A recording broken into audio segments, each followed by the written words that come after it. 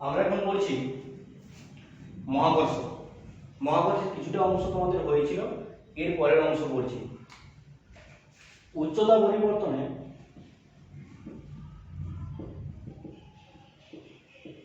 অভিকর্ষজ ত্বরণের পরিবর্তন। উচ্চতা পরিবর্তনে অভিকর্ষজ ত্বরণের পরিবর্তন। দেখো, ধরো পৃথিবীর ব্যাসার্ধ হচ্ছে ক্যাপিটাল আর। পৃথিবী পৃষ্ঠ থেকে এইচ উচ্চতায় এখানে একটা স্মল এন ঘরের বস্তু আছে। পৃথিবী পৃষ্ঠ থেকে স্মল এইচ উচ্চতায় একটি স্মল এন ঘরের বস্তু আছে। তাহলে কেন্দ্র থেকে উচ্চতাটা কত? না, কেন্দ্র থেকে এই উচ্চতাটা হচ্ছে আর প্লাস এইচ। পৃথিবীর ভর ক্যাপিটাল এম, পৃথিবীর ব্যাসার্ধ ক্যাপিটাল আর, পৃথিবী পৃষ্ঠ থেকে এই উচ্চতায় স্মল এম ভরের একটি বস্তু অবস্থিত, যা পৃথিবীর কেন্দ্র থেকে আর প্লাস এইচ উচ্চতায় অবস্থিত। ধরলাম পৃথিবী পৃষ্ঠে অভিকর্ষ ত্বরণ জি, পৃথিবী পৃষ্ঠ থেকে এইচ উচ্চতায় অভিকর্ষ ত্বরণ জি ডট, এই জি ডটের মান নির্ণয় করব। তাহলে পৃথিবী পৃষ্ঠে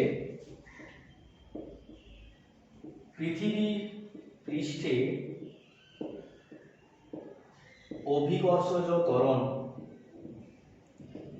G equals to gm by r square। পৃথিবী পৃষ্ঠ থেকে h উচ্চতায় অভিকর্ষজ ত্বরণ g dot equals to gm by r plus h এর হোল স্কয়ার।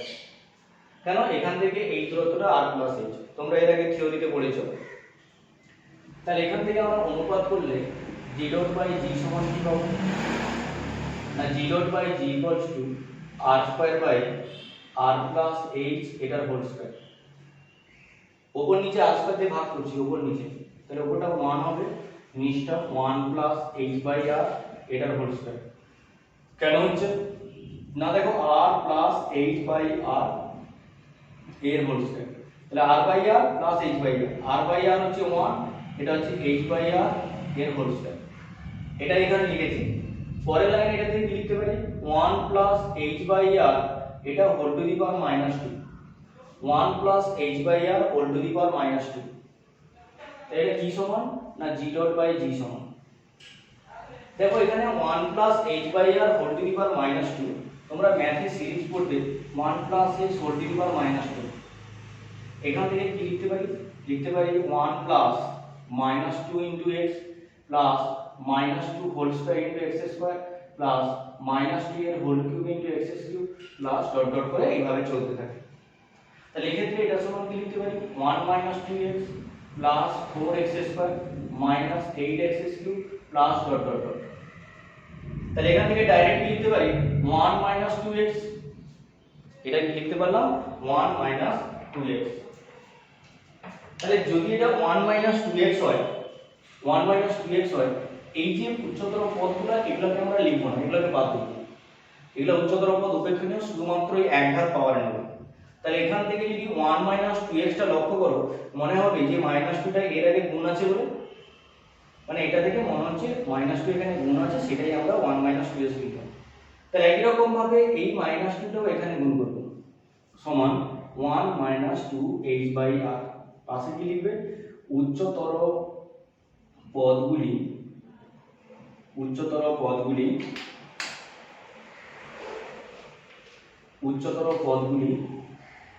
উপেক্ষণীয়।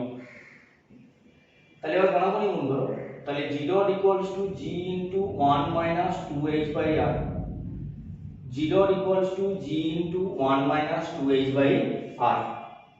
এই সমীকরণ বক্স করে দিলাম, মনে রাখবে। কিন্তু এখান থেকে গুণ করছি, তাহলে g dot equals to g minus 2h by r। এখানে এই g টা কি? এই g টা পৃথিবীর অভিকর্ষজ ত্বরণ, এই g টা পৃথিবী পৃষ্ঠে অভিকর্ষজ ত্বরণ। এইটা কোথায়? g dot, g dot হলো h উচ্চতায় অভিকর্ষজ ত্বরণ। এটা পৃথিবী পৃষ্ঠে অভিকর্ষজ ত্বরণ, এটা h উচ্চতায় অভিকর্ষজ ত্বরণ।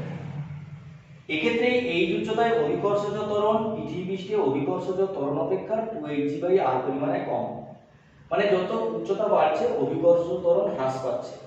কতটা হ্রাস পাচ্ছে? তাহলে আপাত হ্রাস সমান g - g ডট সমান হচ্ছে 2hg/r। আপাত হ্রাস g - g dot equals to 2hg/r। শতকরা হ্রাস সমান g - g dot by g into 100%। উপরটা পরিবর্তন, নিচেটা প্রাথমিক। পরিবর্তন বাই প্রাথমিক হোল ইনটু 100।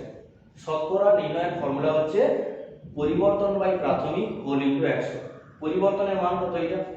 তাহলে 2hg/r ইনটু এই জিটা ছিল ইনটু 100%।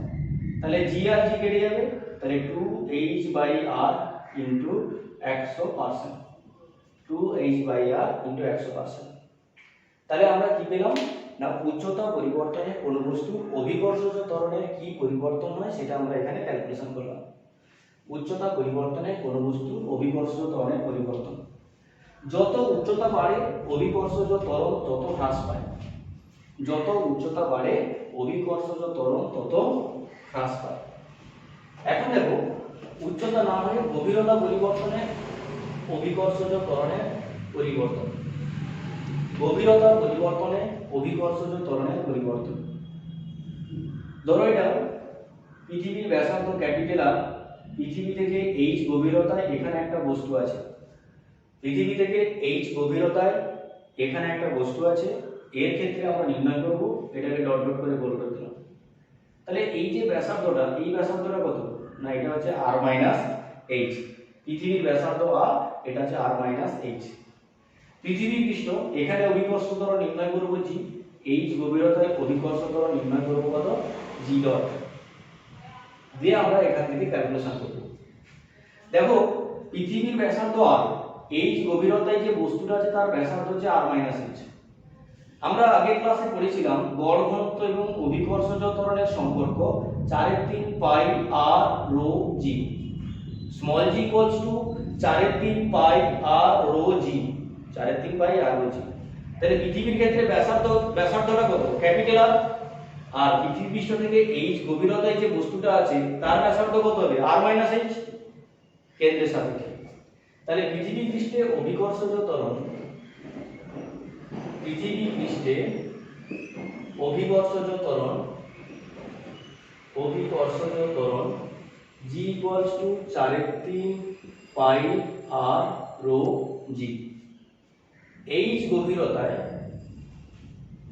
গভীরতায় অভিকর্ষজ ত্বরণ g dot equals to 4/3 pi r minus h rho g।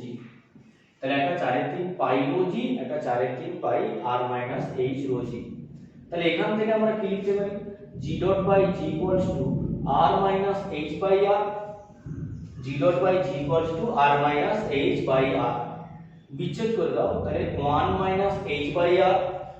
কোনাগুনি গুণ করো, তাহলে g dot equals to g into 1 minus h by r। এটা এদের মধ্যে সম্পর্ক, গুণ করে দিচ্ছি। তাহলে g dot equals to g minus hg by r। এক্ষেত্রে এই g টা পৃথিবী পৃষ্ঠে আর এই g টা হচ্ছে h গভীরতায়। এই g পৃথিবী পৃষ্ঠে আর এই g ডটটা হচ্ছে h গভীরতায়। তাহলে h গভীরতায় অভিকর্ষজ ত্বরণ পৃথিবীর অভিকর্ষজ ত্বরণের hg/r পরিমাণ কম। h গভীরতায় অভিকর্ষজ ত্বরণ পৃথিবী পৃষ্ঠের অভিকর্ষজ ত্বরণ অপেক্ষা hg/r পরিমাণ কম। পৃথিবী পৃষ্ঠ থেকে যত গভীরতা বাড়ে, যত আমরা নিচের দিকে যাব পৃথিবী পৃষ্ঠ থেকে, তত অভিকর্ষজ ত্বরণ হ্রাস পায়। হ্রাস পেতে পেতে কেন্দ্রে শূন্য হয়। তাহলে এখানে কতটা হ্রাস পাচ্ছে? তাহলে আপাত হ্রাস g minus g dot equals two hg/r। তাহলে এখানে শতকরা হ্রাস কত? তাহলে শতকরা হ্রাস সমান g minus g dot by g into 100%। তাহলে g মাইনাস g ডটটা কি? hg/r, আর নিচে g ছিল ইনটু 100% সমান h/r ইন্টু 100%, h/r ইন্টু 100%। তাহলে এটা হচ্ছে গভীরতা পরিবর্তনে অভিকর্ষজ ত্বরণের পরিবর্তন। তাহলে যত গভীরতা বাড়ে পৃথিবী পৃষ্ঠ থেকে যত নিচের দিকে আমরা নামতে থাকি তত অভিকর্ষজ ত্বরণ হ্রাস পায়। পৃথিবী পৃষ্ঠ থেকে যত উপরের দিকে যেতে থাকি ততক্ষণ অভিকর্ষজ ত্বরণ তত কি হয়? হ্রাস পায়। তার মানে পৃথিবী পৃষ্ঠ থেকে উপরের দিকেও হ্রাস পাচ্ছে, পৃথিবীর কেন্দ্র থেকে নিচের দিকেও হ্রাস পাচ্ছে। পৃথিবী পৃষ্ঠ থেকে উপরের দিকে গেলেও অভিকর্ষজ ত্বরণ হ্রাস পায়, আর পৃথিবী পৃষ্ঠ থেকে যখন নিচের দিকে নামতে থাকি তখনও অভিকর্ষজ ত্বরণ হ্রাস পায়। পৃথিবী পৃষ্ঠ, তাহলে পৃথিবী পৃষ্ঠ থেকে যত নিচের দিকে নামি অভিকর্ষজ ত্বরণ কমতে কমতে কেন্দ্রে জি কত হয়? 0 হয়। তাহলে নিচের দিকে নামার সময় জি কমে, তাহলে নিচ থেকে উপরের দিকে যাওয়ার সময় কি হবে? জি বাড়বে, বাড়তে বাড়তে বাড়তে বাড়তে এই জায়গায় কত হবে? জি ম্যাক্সিমাম। এই জায়গায় কি হবে? জি ম্যাক্সিমাম। আবার পৃথিবী পৃষ্ঠ থেকে যখন উপরের দিকে যেতে থাকছি তখন কি হবে? জি কমে, জি কমে, তাহলে জি কমে। তাহলে দেখো, তাহলে পৃথিবীর কেন্দ্রে জি 0, এখান থেকে যত উপরের দিকে যেতে থাকি পৃথিবী পৃষ্ঠে জি এর মান ম্যাক্সিমাম, আবার পৃথিবী পৃষ্ঠ থেকে যত উপরের দিকে যাব তত জি এর মান কম হয়। এটাকে আমরা লেখচিত্রের সাথে প্রকাশ করব। তার আগে লিখছি, যদি উচ্চতার সঙ্গে পরিবর্তন হয় তখন জি মাইনাস জি ডট কত হয়? 2hg/r। যখন গভীরতার সঙ্গে পরিবর্তন হয় সেক্ষেত্রে জি মাইনাস জি ডট কত হয়? না hg/r। উভয় ক্ষেত্রে আমি এইটাকে ধরলাম না। উচ্চতা পরিবর্তনের ক্ষেত্রে ছাড়ো, আগে গভীরতা পরিবর্তনে যত আর কমবে, আর কমার অর্থ বস্তুটা নিচের দিকে আসবে তত জি কম হবে, আর কমার সঙ্গে সঙ্গে জি কম হবে। মানে আর যদি 1 ঘর কমে জি 1 ঘর কমবে, আর যদি 2 ঘর কমে তাহলে জি কত হবে? 2 ঘর কমবে বা বাড়বে, আর যদি 3 ঘর বাড়ে তাহলে জি হচ্ছে 3 ঘর বাড়বে। তার মানে এই ক্ষেত্রে জি/আর এর অনুপাতটা কি? কনস্ট্যান্ট। তাহলে এরকম কোনো পথের ক্ষেত্রে যদি আর এবং জি এর লেখচিত্র অঙ্কন করি সেটা কি হবে? মূল বিন্দুগামী সরলরেখা। কিন্তু দ্বিতীয় ক্ষেত্রে, এর ক্ষেত্রে দেখো যত উচ্চতা বাড়ে তত অভিকর্ষজ ত্বরণ কমে। তাহলে এই ক্ষেত্রে আর যদি 1 ঘর বাড়ে তাহলে জি কত হবে? 2 ঘর কমবে, কেন 2g আছে, কমবে। আর যদি 2 ঘর বাড়ে জি তখন কত হবে? 4 ঘর কমবে। মানে আর এর সঙ্গে জি এর সম্পর্ক কি? ব্যস্ত সম্পর্ক, মানে আর প্রপোর্শনাল টু 1/g। মানে আমরা যা জানি x প্রপোর্শনাল টু 1/y। আর তোমরা ভালো করে জানো এই লেখচিত্র কি হয়? আয়তাকার পরাবৃত্ত বা সমপরাবৃত্ত। আমরা এই উচ্চতার গভীরতা পরিবর্তনকে লেখচিত্রের সাহায্যে দেখাচ্ছি। এই দিকটা পৃথিবীর কেন্দ্র থেকে দূরত্ব, এই দিকটা হলো পৃথিবীর কেন্দ্র থেকে দূরত্ব, এই দিকটা হচ্ছে জি অভিকর্ষজ ত্বরণ। এখান থেকে আমরা একটা অংশ টেনে নিচ্ছি, এই দিকটাকে বলছি পৃথিবীর অভ্যন্তরে, আর এই দিকটা বলছি পৃথিবীর বাইরে। এই দিকটাকে বলছি পৃথিবীর বাইরে, এদিকটা পৃথিবীর অভ্যন্তরে, এদিকটা পৃথিবীর বাইরে। তাহলে এখান থেকে এই অংশটা যোগ করলাম, এটা হচ্ছে মূলবিন্দুগামী সরলরেখাটা, মূলবিন্দুগামী সরলরেখা পৃথিবীর অভ্যন্তরে, আর পৃথিবীর বাইরে কি হবে? এরকম একটা আয়তাকার পরাবৃত্ত। তোমাদের শুধুমাত্র এই ছবিটা আঁকতে হবে, অত ব্যাখ্যা না করলেও চলবে, শুধু ছবিটা আঁকতে হবে। এরপরে তোমাদের আমি যে প্রমাণটা করাচ্ছি আহ্নিক গতি, আহ্নিক গতির জন্য কোনো বস্তুর অভিকর্ষজ ত্বরণে কি পরিবর্তন হয়? আহ্নিক গতির জন্য কোনো বস্তুর অভিকর্ষজ ত্বরণে কিরূপ পরিবর্তন হয়? তোমরা এই প্রমাণটা আগে করেছিলে, আমি যখন বৃত্তীয় গতি করিয়েছিলাম, এই বৃত্তীয় গতি প্রমাণের ক্ষেত্রে বৃত্তীয় গতি প্রমাণ করার সময় তোমাদের আমি এই প্রমাণটা করেছিলাম। বৃত্তীয় গতিতে ওজনের পরিবর্তন আমরা প্রমাণ করেছিলাম, কিন্তু এই ক্ষেত্রে আমরা অভিকর্ষজ ত্বরণের পরিবর্তন দেখাবো। তাহলে পৃথিবী পৃষ্ঠে একটা ব্যক্তি একটা বস্তু আবর্তন করবে, পৃথিবীর ঘূর্ণনক্ষ। তাহলে পৃথিবী নিজে ওমেগা কৌণিক বেগে আবর্তন করছে। তাহলে পৃথিবী যখন নিজে ওমেগা কৌণিক বেগে 24 ঘন্টায় আবর্তন করছে, তাহলে পৃথিবী পৃষ্ঠের উপরে যদি কোনো বস্তু থাকে সেও ওই ওমেগা কৌণিক বেগে আর ব্যাসার্ধের বৃত্তপথে আবর্তন করবে। ধরে নিচ্ছি পৃথিবী পৃষ্ঠে একটা স্মল এম ভরের বস্তু থিটা অক্ষাংশে অবস্থিত। পৃথিবী পৃষ্ঠের উপরে একটি স্মল m ভরের বস্তু থিটা অক্ষাংশে অবস্থিত, যে পৃথিবীর ঘূর্ণনক্ষকে কেন্দ্র করে ওমেগা কৌণিক বেগে r ব্যাসার্ধের বৃত্তপথে আবর্তন করে। পৃথিবী পৃষ্ঠের উপরে স্মল m ভরের একটি বস্তু থিটা অক্ষাংশে অবস্থিত, যেটি ওমেগা কৌণিক বেগে পৃথিবীর ঘূর্ণনক্ষের চারিদিকে r ব্যাসার্ধের বৃত্তপথে আবর্তন করে। দেখো, কোনো বস্তুর ওজন সবসময় তার কেন্দ্র অভিমুখে ক্রিয়া করে, তাহলে এক্ষেত্রেও বস্তুটার ওজন mg তার কেন্দ্র অভিমুখে ক্রিয়া করছে। কোনো বস্তুর ওজন mg সবসময় তার কেন্দ্র অভিমুখে ক্রিয়া করে, তাই ওজনের mg হচ্ছে এখানে এইদিকে কেন্দ্র অভিমুখে ক্রিয়া করছে, এটা পৃথিবীর কেন্দ্র।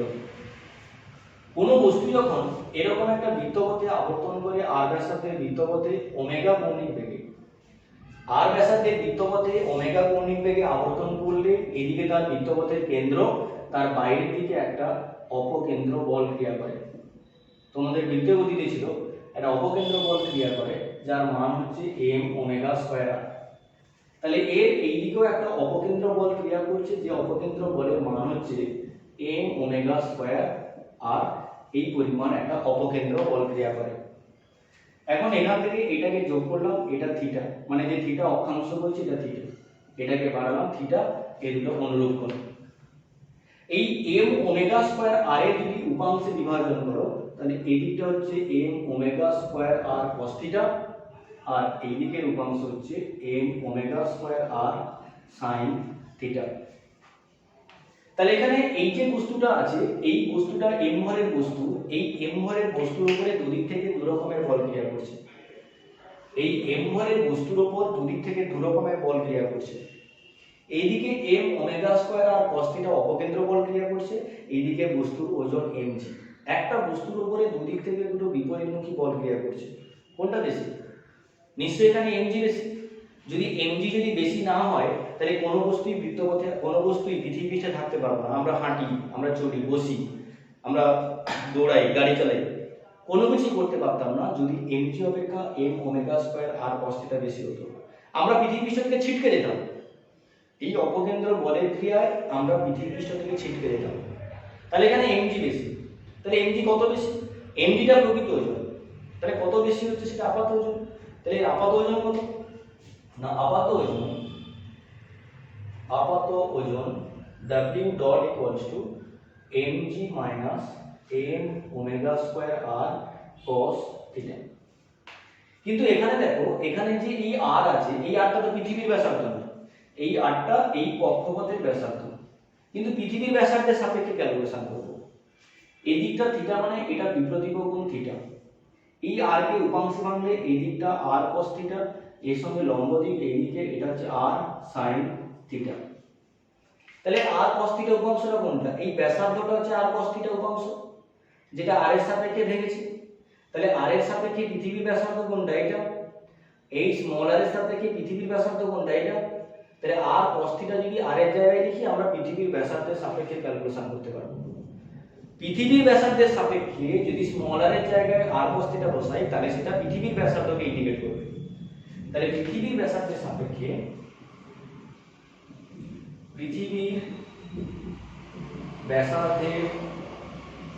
সাপেক্ষে r ইকুয়ালস টু, বা r এর জায়গায় লিখব আমরা r cos থিটা। অতএব w dot equals two mg minus m omega square, r এর জায়গায় কি লিখব? r cos theta.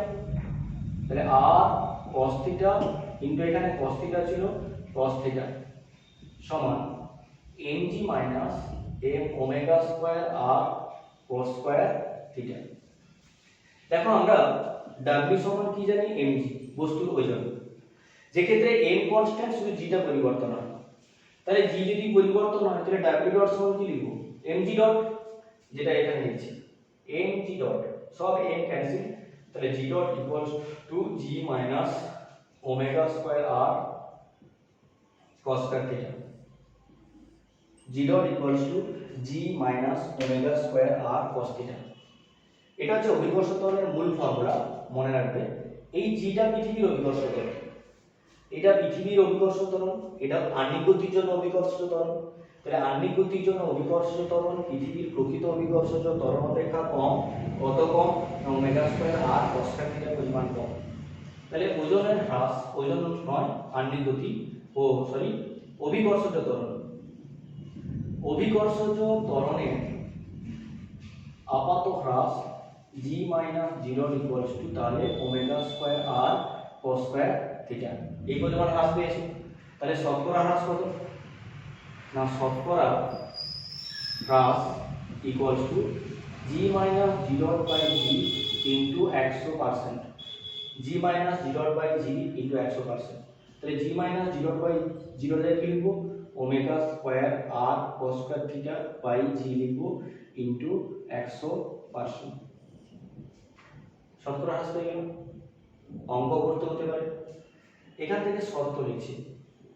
দেখো বস্তুটা এখানে আছে থিটা অক্ষাংশে, এখানে না থেকে যদি এই জায়গায় থাকতো, এই জায়গায় থাকার অর্থ এটা নিরক্ষীয় অঞ্চল, যদি নিরক্ষীয় অঞ্চল বরাবর থাকতো তাহলে এখানে থিটা কত হতো 0 ডিগ্রি।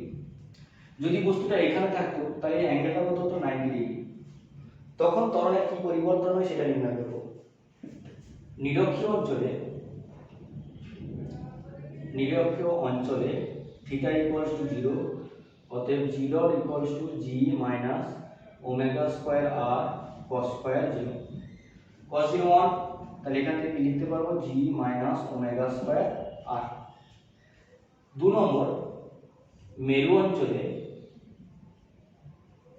অঞ্চলে থিটা ইকুয়ালস টু 90 ডিগ্রি, তাহলে g dot equals to g minus omega square R cos square 90, cos 90 0 হয় সমান হচ্ছে g minus omega square R. cos 90 0 হয় তাহলে g minus omega square R. তাহলে দেখো আহ্নিক গতির জন্য cos 90 0 হলে এটা থাকবে না, শুধু g হবে, মানে g ডট সমান g। তাহলে নিরক্ষীয় অঞ্চলে g ডট সমান g মাইনাস ওমেগা স্কয়ার, আর মেরু অঞ্চলে g ডট সমান g, মানে মেরু অঞ্চলে আপাত ত্বরণ আর প্রকৃত ত্বরণ সমান। মেরু অঞ্চলে অভিকর্ষ ত্বরণের কোনো পরিবর্তন হয় না, আহ্নিক গতির জন্য কোনো পরিবর্তন হয় না, কিন্তু নিরক্ষীয় অঞ্চলে আহ্নিক গতির জন্য তার অভিকর্ষ ত্বরণের পরিবর্তন হয়, ওমেগা স্কয়ার আর পরিমাণ অভিকর্ষ ত্বরণ হ্রাস পায়। তাহলে কোশ্চেন যদি হয় যে আহ্নিক গতির জন্য পৃথিবীর অভিকর্ষ ত্বরণের মানের কি পরিবর্তন হয় না, আহ্নিক গতির জন্য নিরক্ষীয় অঞ্চলে অভিকর্ষ ত্বরণ হ্রাস পায় ওমেগা স্কয়ার আর পরিমাণ, কিন্তু মেরু অঞ্চলে তার অভিকর্ষ ত্বরণের কোনো পরিবর্তন হয় না। এক্ষেত্রে প্রকৃত ওজন আপাত ওজন সমান হয়।